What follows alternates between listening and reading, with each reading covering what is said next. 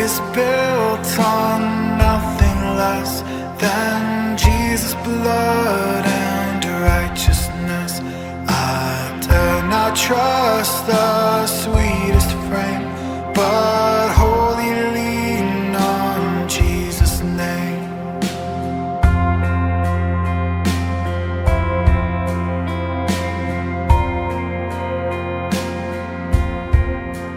When darkness veils His lovely face, I rest on His unchanging grace. In every high and stormy gale, my anchor holds within the veil. On Christ the solid rock I stand. All of the ground is sinking sand. All of the ground is sinking sand.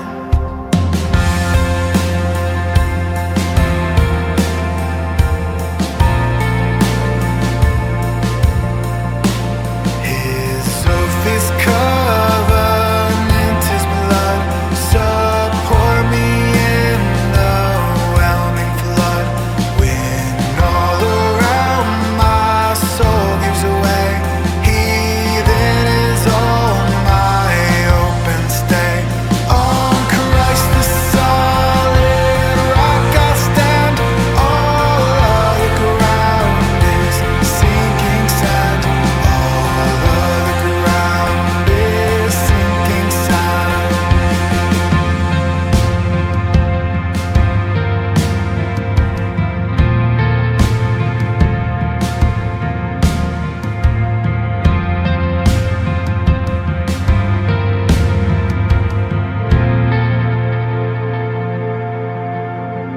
When He shall come with trumpet sound, oh, may I then in Him be found, dressed in His righteousness alone, faultless to stand before the throne.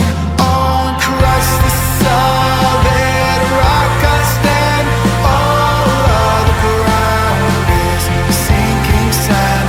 All of the ground is sinking sand. On Christ the solid rock I stand. All of the ground is sinking sand. All of the ground is sinking sand.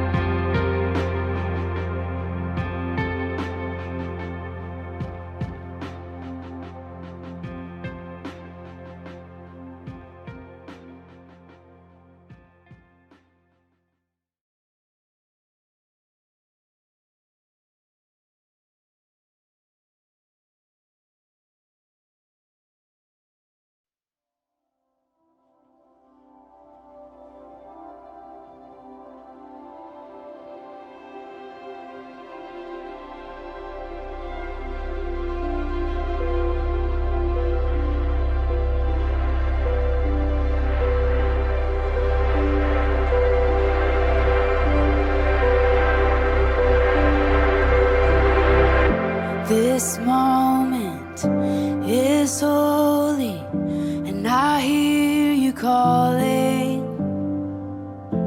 I turn my face toward you, and my heart is open. You're always pursuing, and my life surrendered. You have my affection, so let my life be worship, and let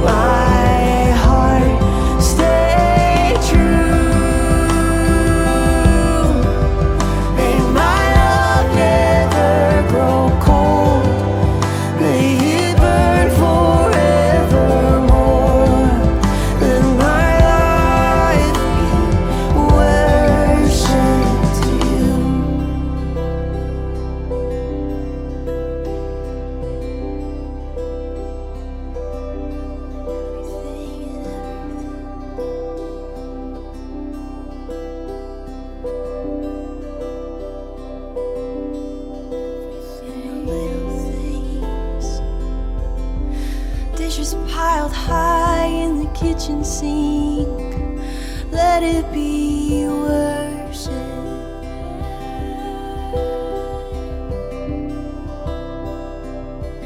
Oh, you meet me in the ordinary, when I'm feeling weak, when I'm feeling tired.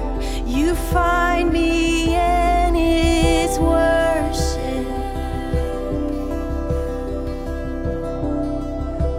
You're the only one worthy of all my moments, all my time, all my affection, all my life.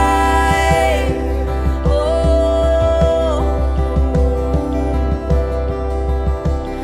'cause you are so worthy, worthy, worthy, worthy, worthy, worthy, worthy, worthy, worthy. For all the little moments, you're worthy, worthy, worthy. You are worthy, worthy, worthy. You are worthy, worthy, worthy of everything, of everything, of everything. Worthy, worthy, worthy, worthy, worthy, worthy of everything, of all of me.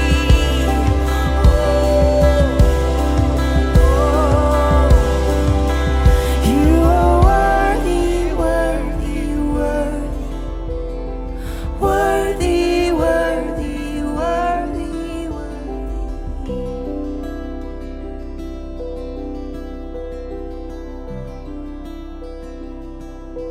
Let my life be like a love song.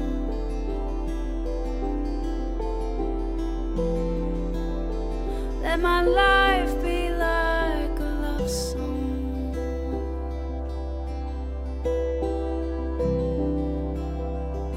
All my life worship. All of my life worship.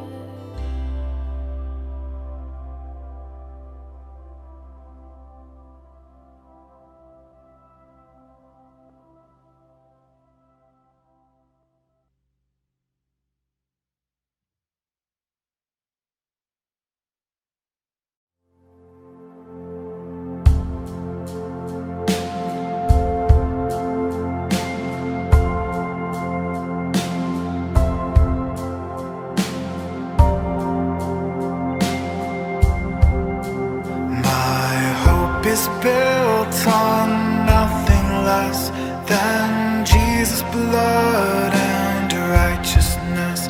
I dare not trust the sweetest frame, but wholly lean on Jesus' name.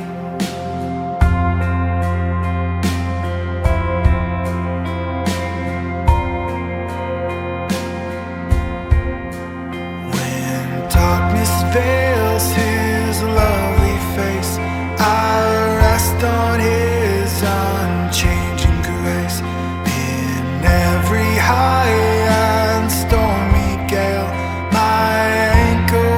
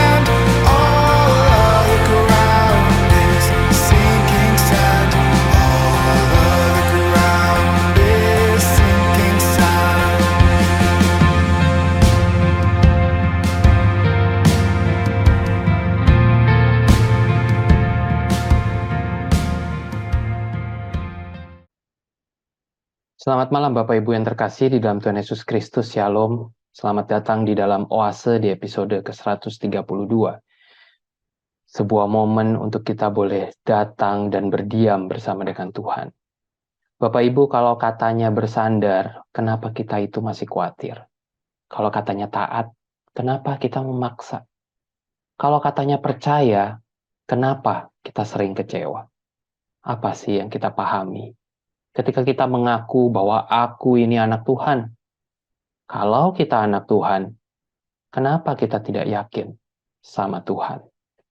Mari Bapak Ibu, kita mengambil waktu berdiam sejenak di hadapan Tuhan.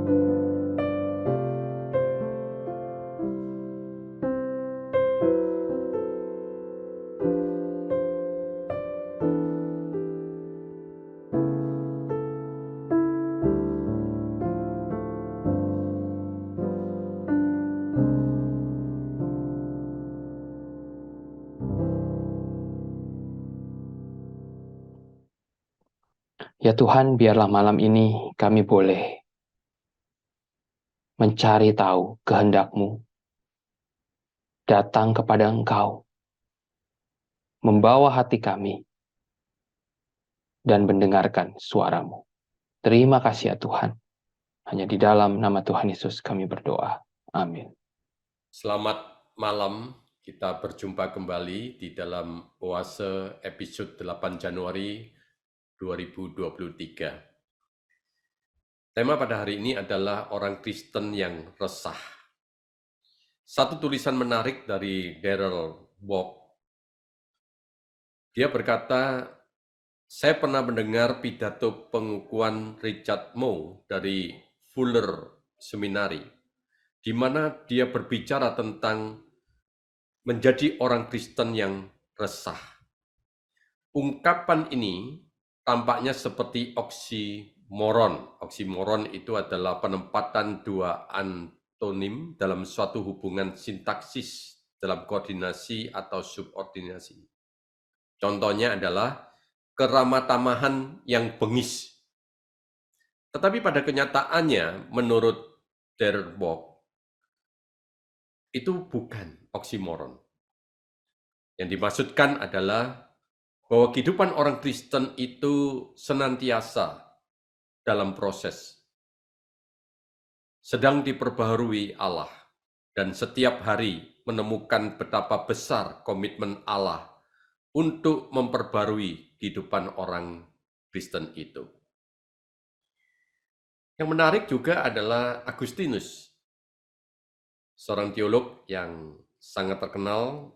Dia mengatakan, "Engkau telah menciptakan kami untuk dirimu sendiri, dan hati kami gelisah sampai menemukan ketenangannya di dalammu." Agustinus berbicara tentang keresahan di dalam hati manusia, rasa lapar jiwa yang tampaknya abadi, kisah hidupnya sendiri menandai pengembaraan dan pencarian. Dia tidak berpikir atau bernalar untuk masuk dalam kerajaan Allah. Meskipun dia mengembara, Tuhan menemukannya. Dunia saat ini termasuk dunia yang sedang kita bersama-sama tinggal di dalamnya. Membuat kita diliputi keresahan di dalam memasuki tahun 2023. Dunia masih dalam kondisi ketidakpastian, resesi, stagflasi, inflasi, resflasi masih menghantui perekonomian dunia. Perang Rusia dan Ukraina belum usai dan masih berlanjut, dan kita tidak tahu kapan akan berakhir. Korea Utara masih memprovokasi dengan meluncurkan rudal. Tiongkok dengan Amerika Serikat masih bersih tegang. Tiongkok dengan Taiwan juga masih bersih tegang.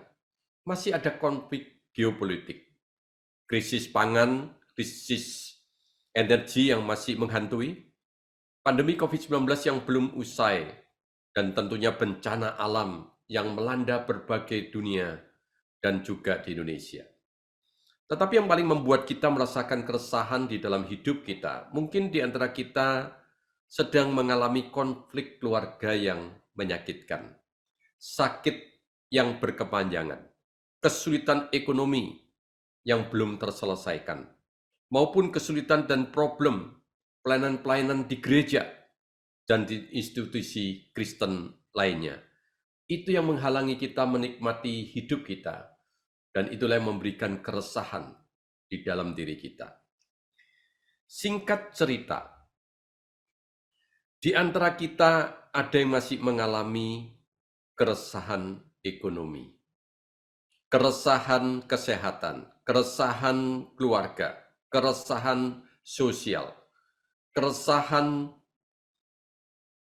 geopolitik, dan berbagai keresahan lainnya. Kekacauan masih melingkupi dalam hidup kita, di keluarga kita, di sekitaran kehidupan kita, ataupun di luar dari kehidupan kita. Tidak ada kedamaian di dalam diri kita, tidak ada kedamaian di dalam keluarga kita, tidak ada kedamaian di negara kita, tidak ada kedamaian di seluruh dunia.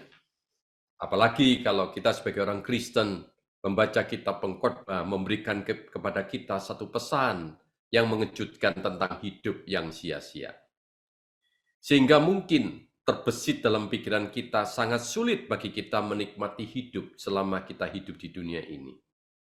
Pertanyaannya, apakah benar selama kita hidup di dunia ini kita mengalami kesulitan untuk menikmati hidup? Ini adalah satu pertanyaan yang menunjukkan adanya keresahan di dalam diri kita. Oleh karena itu pada malam hari ini kita bersama belajar tentang keresahan yang dialami oleh para murid Tuhan Yesus yang tercatat di dalam Markus pasal 9 ayat 14-29.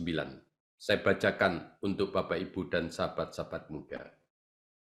Ketika Yesus, Petrus dan Yakobus dan Yohanes kembali pada murid-murid lain, mereka melihat orang banyak mengerumuni murid-murid itu dan beberapa ahli Taurat sedang mempersoalkan sesuatu dengan mereka. Pada waktu orang banyak itu melihat Yesus, tercenganglah mereka semua dan bergegas menyambut dia. Lalu Yesus bertanya kepada mereka, "Apa yang kamu persoalkan dengan mereka?" Kata seorang dari orang banyak itu, "Guru, anakku ini kubawa kepadamu, karena ia kerasukan roh yang membisukan dia.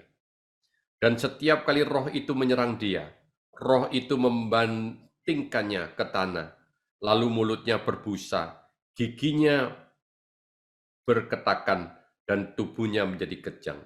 Aku sudah meminta kepada murid-muridmu supaya mereka mengusir roh itu, tetapi mereka tidak dapat." Kata Yesus kepada mereka, "Hai kamu angkatan yang tidak percaya, berapa lama lagi aku harus tinggal di antara kamu? Berapa lama lagi aku harus sabar terhadap kamu? Bawalah anak itu kemari." Lalu kata mereka kepadanya, waktu roh itu melihat Yesus, anak itu sedang digoncang-goncangnya, dan anak itu terpelanting ke tanah dan terguling-guling, sedang mulutnya berbusa. Lalu Yesus bertanya kepada ayah anak itu, "Sudah berapa lama ia mengalami ini?" Jawabnya, "Sejak masa kecil. Dan seringkali roh itu menyeretnya ke dalam api, ataupun ke dalam air untuk membinasakannya. Sebab itu jika engkau dapat berbuat sesuatu, tolonglah kami dan kasihanilah kami." Jawab Yesus, "Katamu jika engkau dapat. Tidak ada yang mustahil bagi orang yang percaya." Segera ayah anak itu berteriak, "Aku percaya, tolonglah aku yang tidak percaya ini." Ketika Yesus melihat orang banyak makin datang berkerumun, ia menegur roh jahat itu dengan keras, katanya, "Hai kau roh yang menyebabkan orang menjadi bisu dan tuli, aku memerintahkan engkau, keluarlah daripada anak ini dan jangan memasukinya lagi." Lalu keluarlah roh itu sambil berteriak dan menggoncang-goncang anak itu dengan hebatnya. Anak itu kelihatannya seperti orang mati, sehingga banyak orang yang berkata, "Ia sudah mati." Tetapi Yesus memegang tangan anak itu dan membangunkannya, lalu ia bangkit sendiri. Ketika Yesus sudah di rumah dan murid-muridnya sendirian dengan dia, bertanyalah mereka, "Mengapa kami tidak dapat mengusir roh itu?" Jawabnya kepada mereka, "Jenis ini tidak dapat diusir kecuali dengan berdoa." Konteks perikop ini adalah murid-murid sedang mengalami keresahan. Resah karena mereka baru pertama kali mendengar tentang penderitaan yang akan dihadapi Tuhan Yesus di Yerusalem. Sebagaimana tercatat di dalam Matius pasal 16 ayat 21. Sejak waktu itu Yesus mulai menyatakan kepada murid-muridnya bahwa ia harus pergi ke Yerusalem dan menanggung banyak penderitaan dari pihak tua-tua, imam-imam kepala, dan ahli-ahli Taurat, lalu dibunuh dan dibangkitkan pada hari ketiga. Hati para murid sangat resah karena Tuhan Yesus memberitahukan hal-hal yang menakutkan mereka. Yang lebih membuat resah dan mengerikan adalah masa depan mereka tanpa guru mereka. Seorang yang bernama Michael Card di dalam bukunya Membaca Injil dengan Imajinasi, dia mengatakan suasana persekutuan mereka bergeser dengan jalan menuju Yerusalem makin dekat. Mereka takut sebab Yesus bicara hal-hal yang menakutkan. Dan di sini untuk pertama kalinya kita diberitahu bahwa mereka bahkan takut untuk menanyakan apa artinya kepada Yesus. Demikianlah latar untuk keberangkatan dari keakraban dan kesahajaan di Galilea ke hiruk-pikuk dan kepalsuan Yerusalem.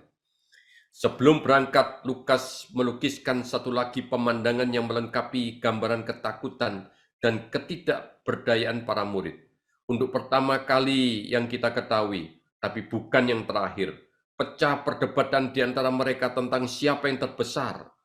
Mungkin ini adalah bicara mereka yang lelah, atau mungkin usaha untuk mengubah pokok pembicaraan dari pernyataan Yesus yang menakutkan tentang penderitaan.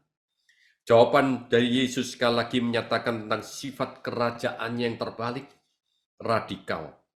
Jalan menanjak adalah dengan menurun. Menjadi berhikmat berarti menyambut kebodohan Injil. Agar merdeka, Anda harus menjadi budak, dan tunduk kepada gugnya yang lembut. Jalan menuju kaya sejati adalah dengan melepas segala sesuatu dan melakukan perjalanan tanpa bekal bagaikan pengemis. Dan di sini, jika Anda ingin menjadi besar, Anda harus menjadi anak ini. Michael Card di dalam bukunya tentang Injil Lukas, dia menuliskan membaca Injil dengan imajinasi. Melukiskan itulah kondisi keresahan yang sedang terjadi di dalam diri para murid pada saat itu. Keresahan yang amat mendalam yang dialami para murid Tuhan Yesus semakin memuncak. Pada waktu Tuhan Yesus menegur mereka karena mereka mengalami kegagalan mengusir roh jahat yang diungkapkan kepada publik dan sangat mempermalukan mereka di depan masyarakat yang lagi berkerumun menonton kegagalan mereka mengusir roh jahat. Hal ini terungkap jelas di dalam ayat 17 sampai dengan ayat yang ke-18. Kata seorang dari orang banyak itu, "Guru, anakku ini kubawa kepadamu, karena ia kerasukan roh yang membisukan dia. Dan setiap kali roh itu menyerang dia, roh itu membantingkannya ke tanah, lalu mulutnya berbusa, giginya bekertakan, dan tubuhnya menjadi kejang. Aku sudah meminta kepada murid-murid-Mu supaya mereka mengusir roh itu, tetapi mereka tidak dapat." Inilah kegagalan. Dan itu membuat keresahan yang luar biasa di dalam diri para murid. Keresahan ini amat mendalam. Mereka sedang meresahkan tentang keadaan masa depan mereka. Ditambah lagi dengan keresahan, mereka gagal di dalam mengusir roh jahat. Yang menarik adalah Tuhan Yesus tidak berdialog dengan roh jahat yang merasuki anak laki-laki tersebut, sebagaimana yang dilakukannya mengusir roh jahat dari orang yang ada di Gerasa. Tetapi Tuhan Yesus menuntut iman sebagai persyaratan mengusir roh jahat itu. Hal ini menunjukkan bahwa keresahan yang dihadapi oleh para murid, pemuka agama dan ayah dari anak yang kerasukan adalah pergumulan iman, bukan pergumulan roh jahat. Mengapa hal ini terungkap di dalam Markus pasal 9 ayat 19? Maka kata Yesus kepada mereka, "Hai kamu angkatan yang tidak percaya, berapa lama lagi aku harus tinggal di antara kamu? Berapa lama lagi aku harus sabar terhadap kamu? Bawalah anak itu kemari." Kepada murid-muridnya, pernyataan Tuhan Yesus ini merupakan satu pernyataan yang pedas. Satu pernyataan yang memberikan teguran yang keras. Satu pernyataan yang menunjukkan kepada para muridnya betapa jeleknya kualitas iman para muridnya itu. Jelas teguran Tuhan Yesus ini membuat hati muridnya sangat amat resah. Namun kita melihat ada satu hal yang menarik. Di tengah keresahan hidup yang mereka hadapi yang sedang memuncak, keresahan yang memuncak itu menimbulkan kesadaran di dalam diri para muridnya. Akhirnya mereka berani untuk menanyakan kepada Tuhan Yesus. Di dalam ayat yang ke-28 dan 29. Ketika Yesus sudah di rumah dan murid-muridnya sendirian dengan dia, bertanyalah mereka, "Mengapa kami tidak dapat mengusir roh itu?" Jawab Tuhan Yesus kepada mereka, "Jenis ini tidak dapat diusir kecuali dengan berdoa." Apa maksud dari Tuhan Yesus mengatakan jenis ini tidak dapat diusir kecuali dengan berdoa? Kalau tadi penegurannya bersifat yang keras itu, tidak adanya iman, jeleknya iman dalam diri mereka, dan pada waktu mereka bertanya di rumah, Tuhan Yesus itu justru memberikan kepada mereka jenis ini tidak dapat diusir kecuali dengan berdoa.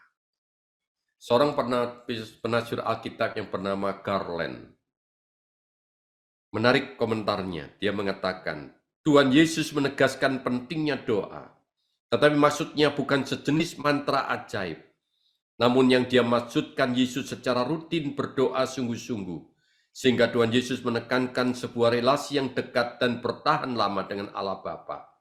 Hal inilah yang menjadi sumber kegagalan para murid Tuhan Yesus, di mana mereka terlibat di dalam perdebatan, tidak disiplin dalam kehidupan berdoa, lebih suka mempelajari teknik daripada menyediakan waktu memiliki relasi yang intim dengan Allah.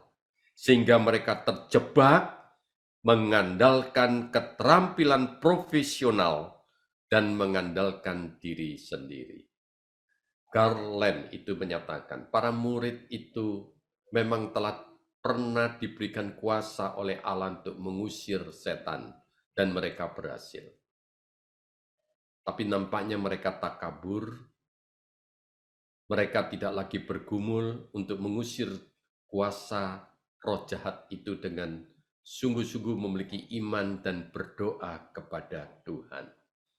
Mereka seolah-olah mengusir setan merupakan pekerjaan sehari-hari. Dan itu merupakan satu keterampilan profesional yang mereka miliki. Dan akhirnya mereka mengandalkan diri. Menarik juga ada yang bernama Christopher Marshall. Di dalam bukunya Faith as a Theme in Mark's Narrative, dia mengatakan kemungkinan besar mereka telah menganggap kemampuan mereka, yaitu kemampuan para murid, untuk menyembuhkan dan mengusir roh jahat merupakan sesuatu yang sudah menjadi milik mereka daripada sebuah mandat dari Yesus berdasarkan realisasi otoritas yang didelegasikannya setiap kali lewat doa yang menyatakan kebergantungan mereka padanya. Jadi Christopher Marshall itu juga mengungkapkan yang sama. Kemungkinan mereka itu menganggap bahwa kuasa yang pernah diberikan oleh Tuhan Yesus itu otomatis menjadi milik mereka. Sehingga mereka tanpa pergumulan lagi, tanpa berlutut, berdoa, mengandalkan kekuatan Allah untuk mengusir kuasa roh jahat itu. Mereka mengandalkan diri sendiri. Marshall juga mengatakan, Markus, yaitu penulis dari Injil Markus, menunjukkan bahwa optimisme berdasarkan keyakinan diri itu adalah sebuah ketidakpercayaan. Luar biasa. Jadi Marshall itu mengatakan bahwa optimisme berdasarkan keyakinan diri itu adalah sebuah ketidakpercayaan. Karena hal itu menyangkut prasyarat ketidakberdayaan manusia dan kebergantungan pada Allah lewat doa. Menarik sekali apa yang dikatakan oleh Marshall ini. Dan kemungkinan itu juga menjadi hal yang kita lakukan di dalam kehidupan kita pada waktu kita mengelola perusahaan, pada waktu kita menghadapi berbagai persoalan yang kita hadapi dalam kehidupan sehari-hari. Kita merasa bahwa apa yang pernah kita lakukan dan itu berhasil, kita menganggap itulah sebagai satu cara dan strategi yang harus terus kita lakukan tanpa bergumul lagi dengan Tuhan. Seorang yang bernama Canfield itu juga mengatakan, doa yang Yesus maksudkan tidak hanya sekedar sebuah latihan kesalehan. Sebaliknya, ia adalah perasaan kebergantungan yang sepenuhnya kepada Allah, yang darinya doa tulus bersumber. Bapak, Ibu, dan sahabat-sahabat muda, betapa rapuhnya iman seseorang kalau dia tidak memiliki relasi yang intim dengan Allah. Betapa lemahnya iman seseorang kalau dia lebih mengandalkan kekuatan diri sendiri. Betapa lemahnya iman seseorang ketika dia mengandalkan kemampuan profesional dan kuasa mereka sendiri. Betapa rapuhnya iman seseorang ketika dia bertindak sebagai pihak yang memegang kendali atas segala sesuatu. Menarik sekali, saudara, kita kembali lagi apa yang dikatakan oleh Darrell Bock di awal yang sudah saya katakan. Kita harus menyadari kehidupan orang Kristen itu selalu dan sedang dalam proses. Sedang diperbarui Allah. Dan setiap hari kita menemukan betapa besar komitmen Allah untuk memperbarui kehidupan orang Kristen itu. Dari apa yang dikatakan oleh Bock itu, mari kita melihat kalau tahun 2023 banyak orang yang mengalami keresahan karena begitu banyak ramalan-ramalan yang begitu gelap. Mungkin kita juga bisa memikirkan bahwa hal ini kalau memang Tuhan izinkan terjadi dan kita alami, marilah kita juga boleh melihatnya sebagai orang Kristen. Mungkin ini adalah satu proses yang harus kita jalani. Allah sedang memperbarui kita, memperbarui kehidupan kita, memperbarui karakter kita, memperbarui akan keutuhan dari kehidupan kita, memperbarui dan memperkuat akan iman kita. Serta mungkin Tuhan sedang memberikan kepada kita satu kesempatan bagi kita untuk lebih memiliki relasi yang intim dengan Allah. Sekali lagi, memang tahun 2023 banyak orang yang resah, tapi marilah kita ingat, kalau itu memang Tuhan izinkan terjadi, mungkin Tuhan sedang memproses kehidupan kita. Henry Nouwen mengatakan kita telah jatuh ke dalam pencobaan untuk memisahkan pelayanan dari spiritualitas dan doa. Sisi gelap kita berkata, kita terlalu sibuk untuk berdoa. Kita menghadapi terlalu banyak kebutuhan yang perlu dipenuhi. Terlalu banyak orang yang direspon. Terlalu banyak luka yang butuh disembuhkan. Jadi, doa adalah kemewahan. Sesuatu yang dilakukan selama tidak sibuk. Pada hari kita terpisah dari pekerjaan atau sedang menghadiri retreat. Kita diingatkan oleh Henry Nouwen, jangan sampai kita terlalu sibuk untuk berdoa. Karena kita terlalu sibuk dengan seluruh pekerjaan yang kita lakukan. Marilah kita bersama kembali belajar dari Tuhan Yesus. Semakin sibuk, semakin banyak tantangan. Tuhan Yesus bangun pagi-pagi. Dia menyediakan waktu untuk berdoa kepada Tuhan. Oleh karena itu, pada hari ini, kepada Bapak, Ibu, dan sahabat-sahabat muda, apakah engkau sedang resah di dalam menjalani tahun 2023? Mari kita belajar dari apa yang disampaikan Tuhan Yesus kepada para murid-Nya. Justru di tengah keresahan hidup kita inilah seharusnya kita semakin dekat dengan Allah. Mari kita bersama-sama menyediakan waktu yang terbaik buat kita untuk Tuhan. Mari kita berdoa.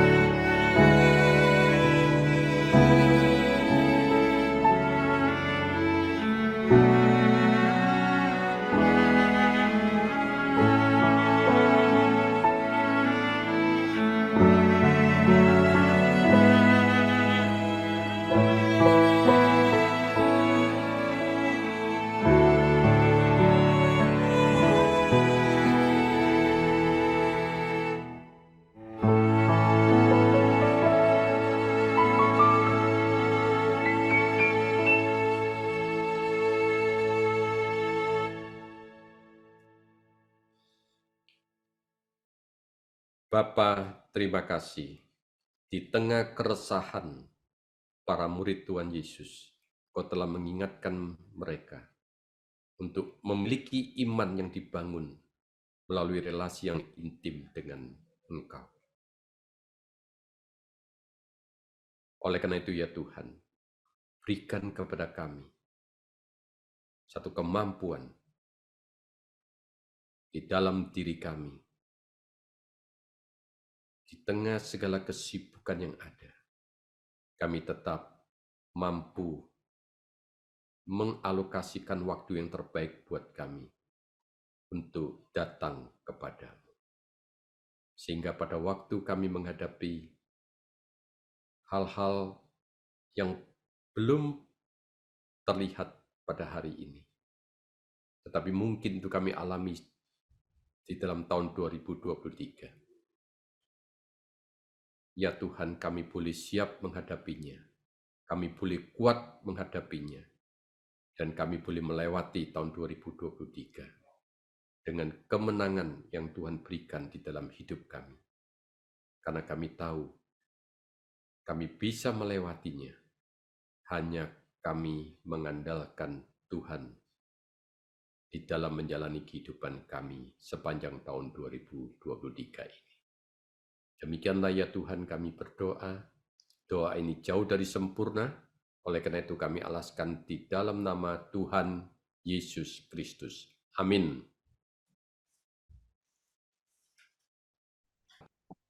Pelayanan Oase adalah pelayanan mingguan. Silakan mengikuti Oase melalui YouTube channel SMC. Bapak Ibu bisa subscribe YouTube channel untuk mendapatkan reminder setiap minggu malam. Bagi Bapak Ibu yang terpanggil untuk memberikan persembahan bagi pelayanan SMC, silakan memberikan persembahan melalui transfer rekening bank, atau juga bisa men-scan QR Code yang ada di layar. Demikianlah pelayanan Oase pada malam ini. Mari kita mengenal Allah lebih dekat hari ini dibandingkan hari kemarin. Tuhan Yesus memberkati. The Lord bless you and keep you. Make His face shine upon you and be gracious to you. The Lord turn His face toward you and give you peace.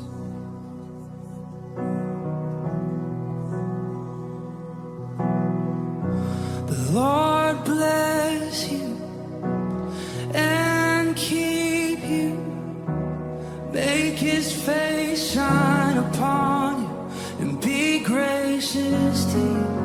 The Lord turn His face toward you and give you peace.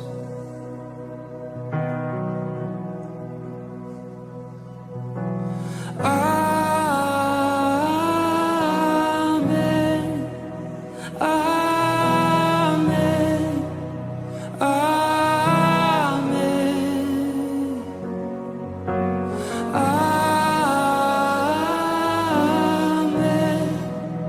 Amen. Amen. The Lord bless you and keep you. Make His face shine upon you and be gracious to you. The Lord turn His face toward you and give you peace. Yes, we receive, we agree. Amen.